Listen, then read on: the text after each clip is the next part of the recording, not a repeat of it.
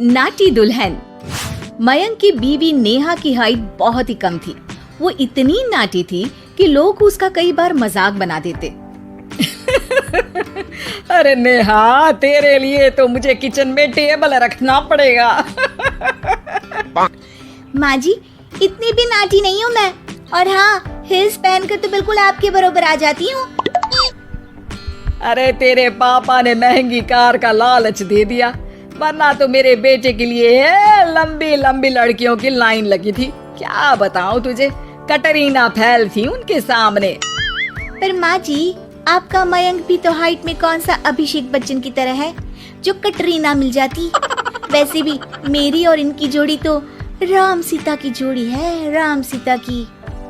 एक दिन सभी खाना खा रहे होते हैं, तभी माँ, दाल बहुत अच्छी बनी है, जरा और देना। रुको जी, मैं लेकर आती हूँ, किचन में है, वैसे भी मैं खड़ी ही हूँ। ये सुनकर सास हंसने लगती है। तुम खड़ी हो या बैठी, एक जैसी लगती हो। बस कीजिए जी, अभी हिल्स नहीं पहनी है, वैसे भी हिल्स पहनती हूँ तो आपके बराबर ही लगती हूँ। एक दिन नेहा सब्जी लेने बाहर निकलती है तो पड़ोसन कहती है, अरे देखो देखो कितनी नाटी है, मयंक तो दिखने में अच्छा है, हाइट भी ठीक ठाक है, फिर क्या जरूरत थी ऐसी नाटी बहू लाने की। दहेज बहन, दहेज, अंधे हो गए थे पैसों के पीछे, अब करे जगह साई। दोनों की बात नेहा सुन लेती है और उसे बहुत गुस्सा आ जाता है।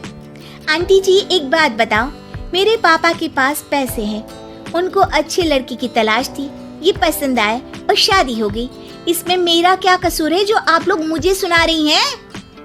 अरे नहीं नहीं नेहा, हम तो तेरी सास की बात कर रहे थे कि कितनी लालची औरत है। देखिए, वो लालची नहीं है, हाँ, उनकी कुछ शौक है जो वो अपने बेटे से पूरा करवाना चाहती है, और देखा जाए तो उसमें उनकी गलती भी क्या है भला।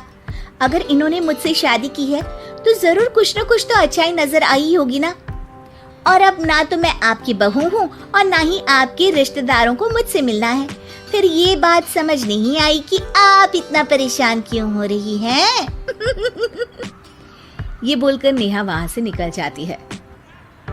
नेहा, चलो तैयार हो जाओ, हम लोगों को एक पार्टी में जाना है। नेहा तैयार होकर पार्टी में जाती है, जहाँ मयंक का दोस्त उससे कहता है, अरे मयंक, तू लकी है यार, तेरी बीवी की हाइट इतनी कम है कि तुझे बच्चे की जरूरत ही नहीं है, भाभी ही बच्ची जैसी है। और मयंक, मेरी बीवी इतनी कम हाइट की हो ना तो मैं तो घर से बाहर ही ना निकलूं, कहीं फुदक कर चली गई तो लेने के देने पड़ जाएंगे।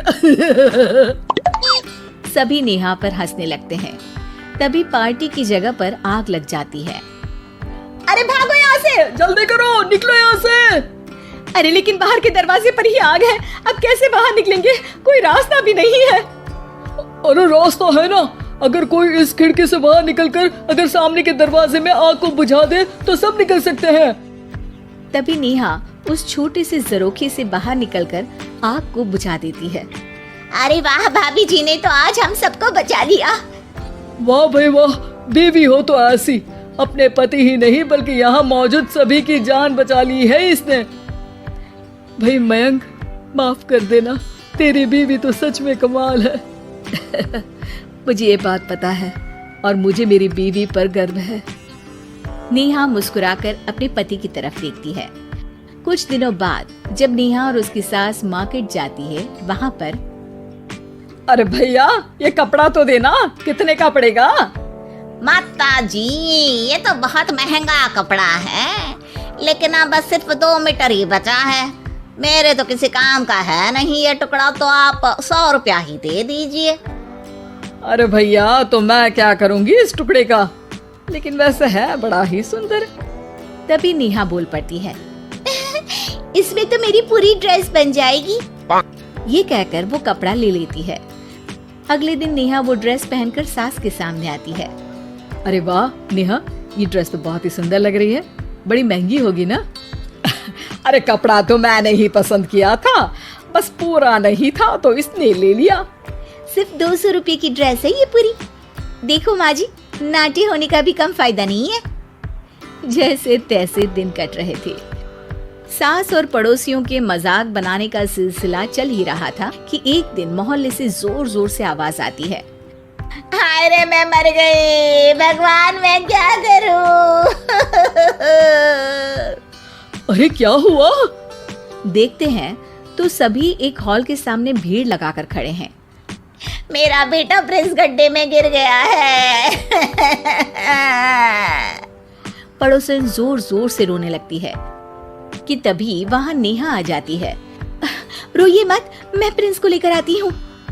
ये बोलकर नाटी सी पतली सी नेहा गड्ढे में घुसकर बच्चे को बाहर ले आती है।